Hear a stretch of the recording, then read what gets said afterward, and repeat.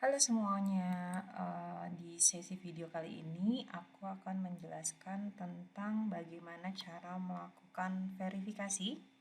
Ya, jadi di sesi ini aku akan menjelaskan bagaimana Biro Kepegawaian maupun BKD melakukan verifikasi data-data yang sudah diupdate melalui MySAPK ya. Nah, yang pertama, teman-teman harus mengakses sisn.bkn.go.id ya. Lalu setelah mengakses halaman ini nanti akan muncul seperti ini. Nah, Bapak Ibu sekalian akan memilih modul SIASN instansi. Ya, di sini Bapak Ibu bisa menggunakan login yang sama dengan login yang digunakan di MySAPK. Jadi kita cukup memasukkan login yang sama yang kita gunakan di MySAPK. Kita pilih sign in. Nah, jika Bapak Ibu ditunjuk sebagai verifikator atau approval di instansi, nanti akan muncul menu-menu yang ada di sebelah sini. Ya, menu-menu ini yang digunakan untuk memproses kepegawaian atau melakukan verifikasi dari usulan MySAPK. Nah, kalau mau melakukan verifikasi itu menunya di mana? Nah, menunya itu ada di layanan peremajaan data, pilih inbox usul. Di sini Bapak Ibu akan data training saja ya. Data training.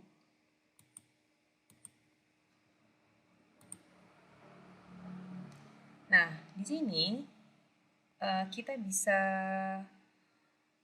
melakukan verifikasi terhadap data-data yang sudah masuk. Ya, kalau Bapak Ibu hanya ditunjuk untuk memverifikasi satu unit organisasi saja, maka di sini unit verifikasi yang akan muncul hanyalah satu unit verifikasi saja. Tapi jika Bapak Ibu memiliki kewenangan untuk memverifikasi semua unitnya, itu nanti bisa muncul ya semua unit verifikasinya. Nah, di sini kita bisa lihat ya di tabel ini ada NIP, nama, jenis riwayat, unit verifikator, lalu tipe pegawainya, ada PNS atau P3K nantinya. Kemudian ada tipe usulan. Nah, tipe usulan ini kita bisa melihat nih apakah PNS tersebut melakukan penambahan atau melakukan perubahan data. Kemudian di sini kita bisa lihat tanggal usulan, sumber datanya, MySAPK, lalu status usulannya. Dan juga action. Kita akan coba mulai melakukan verifikasi untuk riwayat organisasi ya misalnya. Kita pilih riwayat organisasi. Nah, di sini kita bisa lihat ini adalah tampilan data yang sama seperti waktu penginputan di MySAPK. Ya, Bapak Ibu, jika menemukan kesalahan pengetikan misalnya atau kesalahan penginputan tanggal, Bapak Ibu sebagai verifikator dapat melakukan perbaikan. Sebagai contoh, ini misalnya kita ganti ya inputan yang diinput oleh PNS karena kita menemukan kesalahan ya. Jika sudah, ini kita klik simpan. Ya. Nah, di sini kita bisa melihat dokumen yang diunggah oleh PNS tersebut ya. Nanti dokumen ini bisa diputar kiri, putar kanan gitu ya. Kalau misalnya unggahannya terbalik. Nah, tapi jika saat kita melihat dokumen ini ternyata dokumennya salah gitu ya, yang diunggah salah. Nah, Bapak Ibu juga bisa membantu para PNS ini dengan mengunggah ulang dokumennya. Jadi diklik saja di kotak ini, lalu pilih dokumen yang benar gitu. Tinggal kita pilih dokumennya lalu open. Nanti otomatis datanya akan masuk ke sini. Nah, selanjutnya ada tab riwayat. Tab riwayat ini akan menampilkan data riwayat yang sudah ada sebelumnya. Jadi kalau Bapak Ibu sudah punya data sebelumnya, itu akan muncul di tab riwayat sini ya. Ini kita klik saja selanjutnya.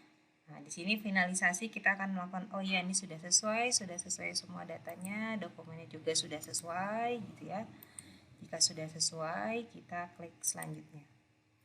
Nah, sebagai verifikator, kita akan memberikan rekomendasi. Ya, rekomendasi ini yang akan menjadi dasar bagi tim approval untuk menerima atau menolak data tersebut. Ya, jadi kalau kita melakukan misalnya, oh datanya sudah sesuai, kita klik terima, lalu kita klik kirim. Namun jika datanya kita tertolak, gitu ya, kita bisa menambahkan catatan rekomendasi apa, kenapa data tersebut ditolak, lalu kita kirim. Nah, untuk contoh ini kita buat skema diterima ya, kemudian kita kirim. Apakah data ini sudah benar? Kita save. Oke ya, submit data sudah berhasil. Nah, ini sebenarnya nanti akan terlihat di My SAPK Bapak Ibu sekalian ya. Di My SAPK Bapak Ibu sekalian, tadi seperti contohnya saya mengusulkan perubahan riwayat organisasi. Ya, di sini statusnya sudah terverifikasi oleh instansi ya. Untuk sebelumnya statusnya adalah input berkas. Jadi di histori pengajuan ini kita bisa melakukan tracking terhadap usulan dari My SAPK kita. Oke, saya contohkan selanjutnya misalnya untuk penghargaan ya. Di penghargaan ini misalnya atau di usulan diklat ya yang prosesnya tambah. Kita akan coba mekanisme untuk tolak ya. Jadi sama seperti tadi kita klik tombol edit.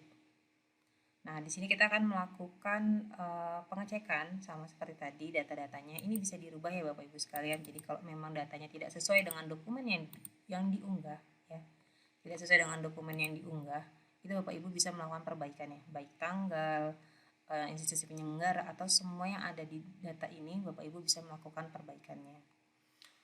Nah, di sini juga ada riwayat. Nah, riwayat ini karena itu proses penambahan, kita bisa lihat ya tadi ini adalah jenis kursusnya terkait seminar security system.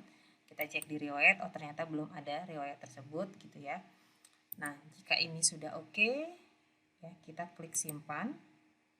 Kemudian kita save, kita klik selanjutnya, kita verifikasi lagi datanya apakah data dan dokumennya sudah sesuai. Ya, jika data dan dokumennya sudah sesuai, kita klik selanjutnya. Nah, jika di sini kita tolak, ya kita bisa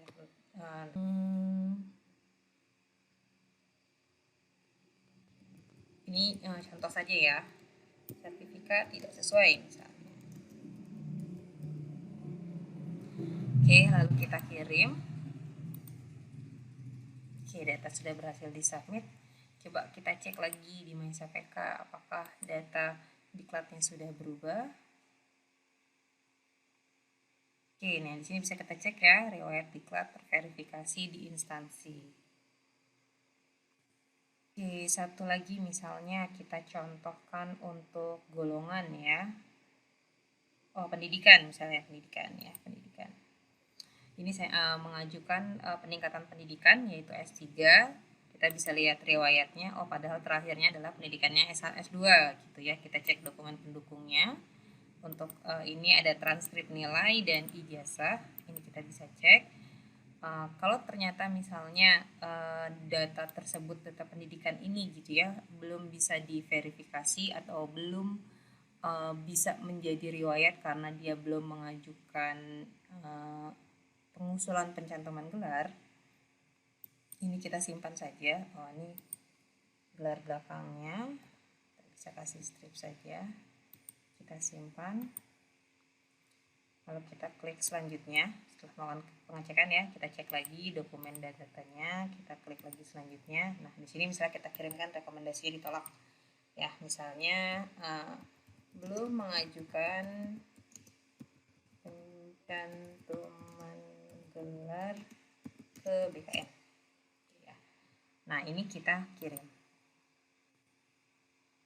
Oke, coba kita cek lagi.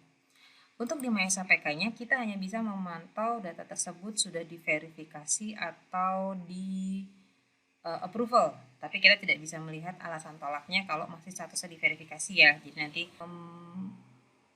proses approval selesai. Jadi saat nanti sudah proses approval, proses diterima atau ditolaknya itu baru bisa terpantau di My SAPK ini.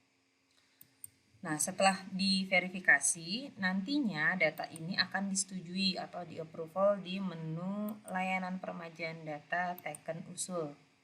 Ya, seperti tadi contohnya ketika saya melakukan update My SAPK, ini masih dalam tahap pengembangan ya. Nanti di sini akan ada tombol checklist.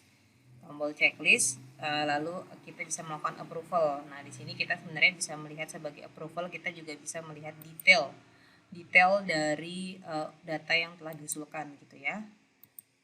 Dan juga rekomendasinya apa nih? Oh, yang ini kita rekomendasinya diterima ya. Kemudian tadi kita ada yang ditolak di pendidikan ya.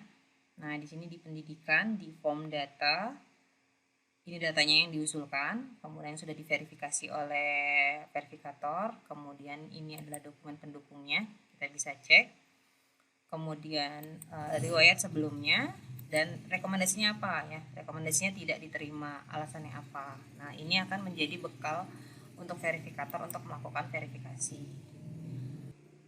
Video verifikator kali ini, gitu, nanti teman-teman verifikator kalau ada pertanyaan silahkan tulis di komen. Untuk penggunaan approval nanti kita akan ada di video selanjutnya. Oke, terima kasih.